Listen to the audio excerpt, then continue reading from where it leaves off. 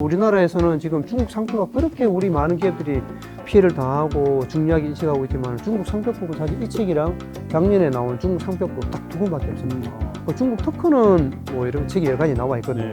그나마 요거는 이제 뭐 우리 기업들에게도 굉장히 좀 손쉽게 이용할 수 있는 그런 책이라 가지고 좀 도움이 되지 않을까 싶습니다. 그렇군요.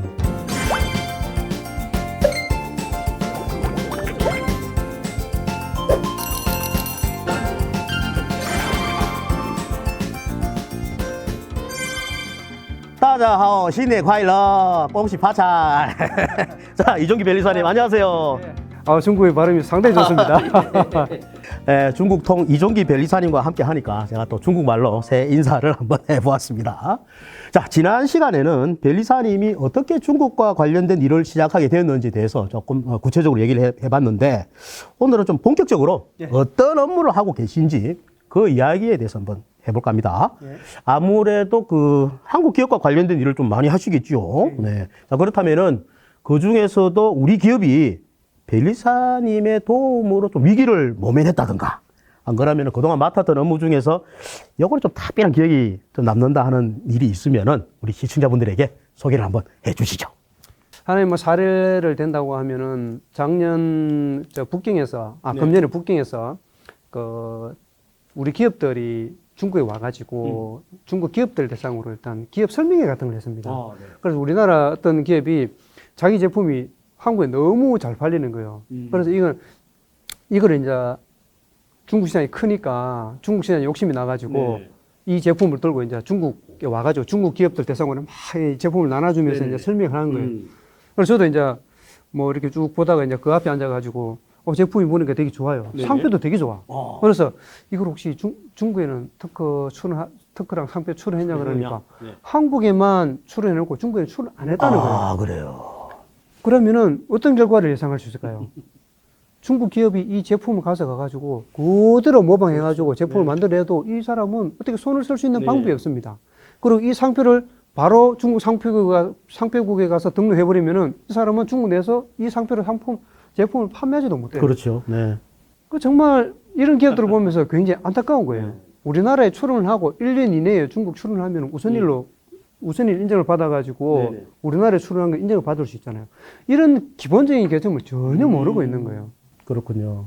그래서 많은 기업들이 아마 이 기업도 처음에는 중국 시장 진출하려고 별 생각 안 했을 거예요. 그냥 한국에서만 판매하려고 하다가 아무래도 중국 시장이 워낙 크니까 중국 시장에 욕심이 생긴 거예요. 그때서 이제 중국 시장 진출하는 이때는 늦었는 거예요. 특허도 안 되고 상표도 안 되고. 그래서 저는 우리 기업들이 정말 내가 죽어도 중국 시장은 진출 안 할 거야 라고 하면은 모르겠지만은 그렇지 않는다고 하면은 기본적으로 상표 같은 경우에는 비용도 안 드니까 상표 출원하고 특허 비용이 많이 든다고 하면은 실용신안, 중국 실용신안은 무심사기 때문에 굉장히 유용합니다. 중국 실용신안이라도 출원을 해놓으라고 저는 적극 권장드리고 싶습니다. 우리 이종기 변리사님 저번 시간에도 말씀을 하셨는데 뭐 승소율이 그죠? 50세건 중에 51건을 이겼다고. 예. 이제 곧 두 건 나올 텐데 아마 100%. 거의 100%. 예. 확신하십니까? 확신합니다. 그렇군요. 또 다른 말씀도 또 해주셨는데 제가 이 질문 한번 드리면서 또 계속 좀 얘기를 해줬으면 좋겠습니다. 앞으로 중국에 진출할 우리 기업들이 또 상당히 많아질 건데 그분들을 위해서 한번 얘기를 해보겠는데요. 자, 사실 뭐 중국의 대기업도 진출을 많이 했지만 우리나라 기업 중에 중소, 중견 기업들도 상당히 많이 또 진출해 있는 걸로 알고 있습니다. 자, 그렇다면은 변리사님 입장에서 봤을 때 우리 기업이 중국에 진출할 때 상표권을 포함해서 지식재산권 획득에 있어서 주의해야 할 점, 아까도 뭐 잠깐 뭐 언급을 해주셨지만 핵꿀팁 같은 게 있으면은 계속해서 한번 대방출 한번 해주시죠. 아까 이제 출원이랑 상표랑 실용신안 기본적으로 이렇게 하는 게 좋겠다 그랬고 또 우리 기업이 좀 많이 피해를 당하는 것 중에 하나가 이제 전시회에 참여할 때 전시회에 이제 어떤 자기 제품이나 이런 부분들을 이제 전시를 하고 할 때 사실 그런 어떤 그 특허나 상표에 대한 뭐 보호 장치, 출원이나 이런 거 전혀 없이 그냥 무방비 상태로 중국 전시회에 출품하는 경우가 되게 많아요. 이런 경우에는 진짜 9번 중국 기업들한테 그냥 바로 모방을 당한다고 생각하시면 됩니다. 그래서 전시회에 참가하기 전에는 필히 상표 같은 경우는 출원해놓고 특허도 미리 이제 준비를 해놓는 게 좋고요. 제일 우리 기업도 이제 간과하는 게 우리나라의 특허는 어느 한 나라에 공개가 되면은 다른 나라에서는 등록을 못 받지 않습니까? 네. 그래서 우리나라에 일단 출원해놓고 중국에 또 똑같은 기술을 출원해서 내 권리로 만들려 그러면 1년 안에 출원해야 되거든요. 네, 우선권 주장하고. 이거를, 예, 이거를 모르는 거예요. 그렇죠. 모르는. 이걸 1년 전에 버리면은 이거는 중국에서 아무리 해도 어떻게 특허를 받을 수가 없는 네. 거예요. 이거 기본적인 사실. 상표는 또 6개월 이내라는 6개월 거. 이내. 이런 기본적인 사실 정도는 우리 기업들이 꼭 좀 알았으면 좋겠고, 또 중국이 아까 이제 실용신화 말씀드렸잖아요. 네, 무심사 예, 예. 제도라는 거요. 우리나라가 실용신화는 6,200건밖에 안 되지만 작년에 네. 출원이 네. 중국은 207만 건이었어요, 작년에. 특허가 153만 건이었고 네. 실용신화는 207만 건이었습니다. 왜 기업들이 실용신화를 이렇게 많이 출원하느냐? 무심사이기 때문에 그냥 한 5, 6개월이면 심사도 안 받고 빨리 그냥 바로 빨리 뭐, 나옵니다. 예. 그 비용도 적게 들고 그렇다고 권리 행사하는데 아무런 제약 조건이 없습니다. 그리고 이중 출원이라는 것도 있어가지고 요 볼펜을 만약에 출원했잖아요. 네. 이 기술을 가지고 실용신안도 출원하고 특허도 출원하는 거예요. 이중 출원. 네네네. 그러면은 무심사니까 실용신안이 먼저 일단 나오겠죠. 먼저 나오죠. 먼저 나오면 실용신안을 권리 행사를 합니다. 네. 그러다가 나중에 특허가 나오면은 이 실용신안 포기하고 다시 특허로 특허를 갈아타는 거죠. 행사하는 네, 그렇죠. 거예요. 그리고 또 실용신안이 좋은 게 무심사지만은 이게 분쟁이 생겼을 경우에 무효가 되기 쉽다고 생각하잖아요. 네. 근데 제도적으로 무효가 되게 어렵게 만들어놨어요. 아, 그렇습니까? 네. 권리자한테는 굉장히 상당히 좋은 좋은 거예요. 제도네요. 네. 적은 비용으로 권리 빨리 획득할 수 있고 무효시키기는 어렵고. 음. 그러니까 중국 기업은 웬만하면 실용신안 다 출원합니다. 그래서 우리 기업들도 어허. 정말 중국의 실용신안 하나만큼은 정말 우리 기업들이 활용하기 좋은 제도니까 그렇군요. 강추드립니다. 강추. 역시 그 중국 그 법을 아니까 또 우리 변리사님께서 그런 말씀 해주셨네요. 일단 특허 실용이 있으면 일단 실용으로 먼저 예. 해라.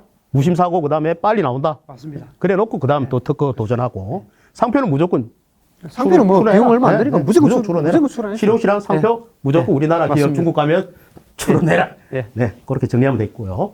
자, 그렇다면은 이번에는 그 중국에서 지식재산권 또는 그 상표권 관련해서 피해를 입었을 때 또 어떻게 또 이 대처해야 될지 그 방법도 중요하거든요. 예, 예. 그것도 한번 계속해서 설명을 해 주시죠. 대처 방법.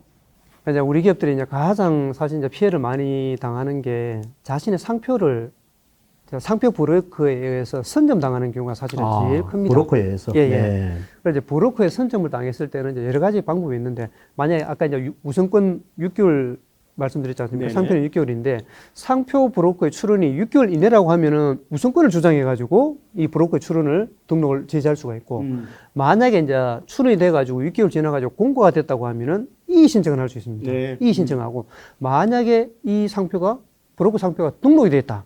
그랬을 경우에는 무효 심판이 무효심판. 됩니다. 네.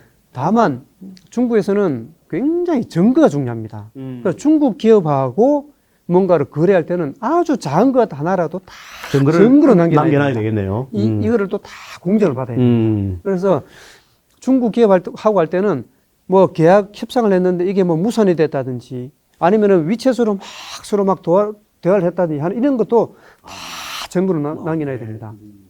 굉장히 최근에 이제 안타까운 일이 하나 있었는데 그 자기 총판하던 중국인이 자기하고 막 이렇게 이제 자기 한국 제품에 있던 총판을 했었어요. 네. 그러다가 이 사람이 이 한국 본사에 상표를 출원해버린 거예요. 그럼 이 사람이 중국 출원한 사람이 내 총판이었다는 걸 증명해야 되잖아요. 네. 근데 계약은 안 맺고 막 이렇게 위챗으로 이렇게 막 했나 봐요. 네. 계약 단계까지는 안 가고.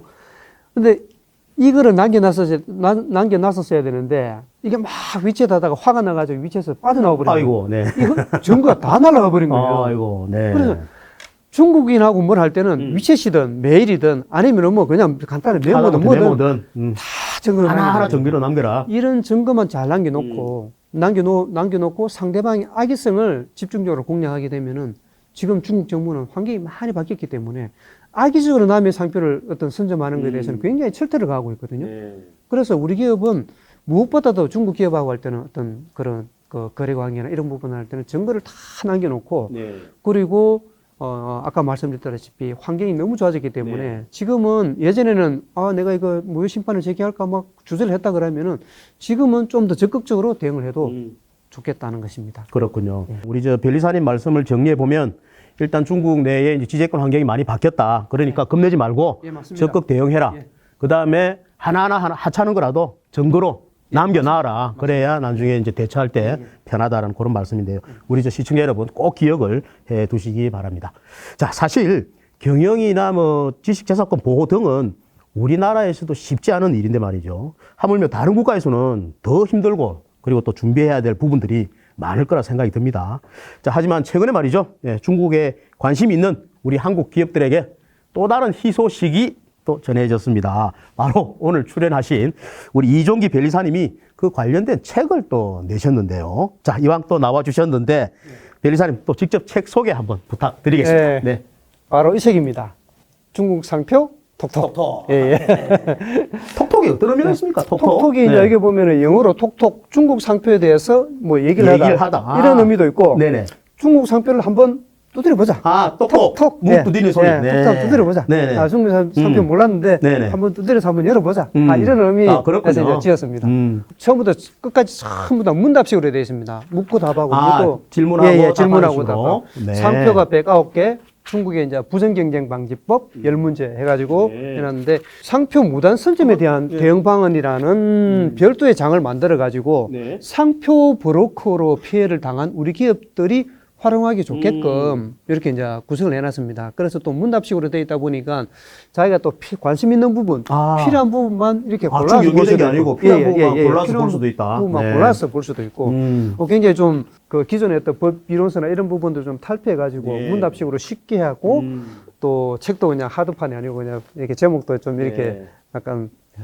좀 일반인들이 좀 쉽게 접근할 수 있도록 이렇게 만들었습니다. 그걸 읽어보면은 이제 우리 중국이 진출한 우리 한국 기업도 좀 쉽게 그렇죠, 또 그렇죠. 그걸 보고 또 대처할 수도 있겠는데. 자, 아무튼 그 변리사님과 또 이야기를 또 이래 나누다 보니까 어느덧 또 마지막 질문이 남았는데요. 자, 변리사님께서는 뭐 지금까지도 또 많은 일을 하고 계신데 어려운 기회를 그만큼 잡은 만큼 그래도 아직 여전히 배가 고프지 않나 하는 생각을 또 감히 해봅니다. 네. 자, 앞으로 우리 변리사님이 이루고 싶은 목표, 계획이 더 있으시면 자, 이 시간 정리하는 의미에서 마지막으로 한 말씀 부탁드리겠습니다. 제가 이제 중국에 있음으로 인해 가지고 제가 이제 우리 기업들을 도울 수 있는 그런 어떤 여지가 훨씬 더 많다는 걸 많이 느끼고 해가지고 지금 현재 있는 사무소하고 이제 계약이 만료된 3년의 계약입니다. 계약이 만료되면은 제가 이제 뭐 어떻게 할까 이제 진로를 정해야 되는데 앞으로 1년 반 정도 남았기 때문에 좀 시간을 보면서 이제 생각하겠지만은 기본적으로는 뭐 제가 좀 더 장기적으로는 제가 어떤 특허 로펌 아니면 컨설팅 회사 뭐 이런 거를 하나 좀 차려가지고 차리되 뭐 반드시 중국의 본사 아니면 지사 형태로 해가지고 중국에는 반드시 뭐 직원을 두는 형태로 해가지고 이제 이렇게 뭔가를 좀 해보려고 합니다. 그래서 제가 어떤 중국에 가지고 있는 그런 관시라든지 나름대로 네트워크라든지 정보라든지 하여튼 이런 부분들이 좀 우리 기업들한테 도움이 될 수 있는 그런 방향으로 지금 계획을 생각하고 있고 또 그런 계획하에 제가 나중에 이제 법인을 설립하든지 아니면은 더 큰 오픈, 다른 오픈을 옮긴다든지 하는 여러 가지 방법들을 좀 고민을 하고 있습니다. 그렇군요. 예. 아무튼 우리 이종기 변리사님을 통해서 변리업계의 한류 바람이 또 중국에 불게 되기를 우리 내시의 특허청도 열심히 응원하도록 하겠습니다. 기업의 해외 진출과 그리고 해외 지식재산권 등록이 활발해지면서 이종기 변리사님처럼 중국뿐만 아니라 다른 나라에서의 지식재산권 전문가로서의 역할이 매우 중요하다고 생각이 됩니다. 자, 지금 이 방송을 보고 있는 미래 변리사님 분들이 계신다면 이종기 변리사님처럼 해외 진출이라는 꿈도 함께 생각하며 준비하시는 게 어떨까 하는 생각을 가져봅니다. 자, 이종기 변리사님 바쁘신데 이틀 동안 나와서 좋은 말씀 해주셔서 대단히 고맙습니다. 저도 고맙습니다.